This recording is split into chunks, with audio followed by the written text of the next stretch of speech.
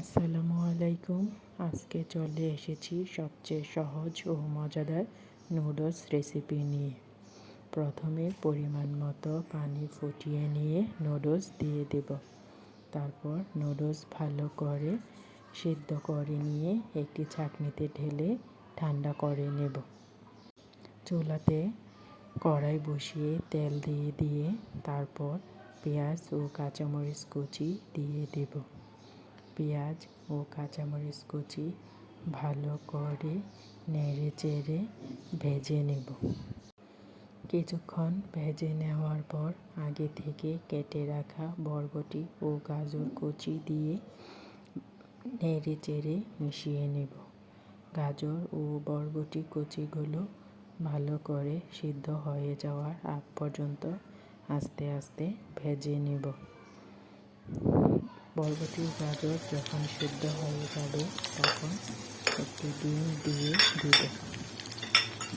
ডিমটি দিয়ে কিছুক্ষণ নেড়ে চেড়ে রাঁধুনি ম্যাজিক মশলা দিয়ে দেব।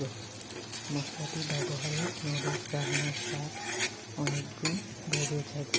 আমার কাছে এই মশলাটির স্বাদ খুব ভালো লাগে, সেজন্য আমি নুডলস রান্নার মশলাটি ব্যবহার করে থাকি। তারপর মশলা দেওয়ার পরে কিছুক্ষণ সবজিগুলো ভালো করে ভেজে নিয়ে আগে থেকে সিদ্ধ করে রাখা নুডলস দিয়ে দেব। সিদ্ধ করে রাখা নুডলসগুলো দিয়ে সবজির সাথে ভালো করে নেড়ে চেড়ে মিশিয়ে নেব এবং বাকি মশলাটা দিয়ে দেব। মশলা দেওয়ার পর সবগুলো উপকরণ একসঙ্গে ভালো করে মিশিয়ে নেব। কিছুক্ষণ সবগুলো উপকরণ ভাজার পরে নামানোর আগে টমেটো সস দিয়ে ভালো করে মিশিয়ে নামিয়ে ফেলব। এইটি তৈরি হয়ে গেলে মজাদার নুডলস রান্না। এভাবে নুডলস রান্না করলে আমার খেতে খুব ভালো লাগে। আপনারাও ট্রাই করে দেখুন, আশা করি আপনাদের কাছে খুব ভালো লাগবে।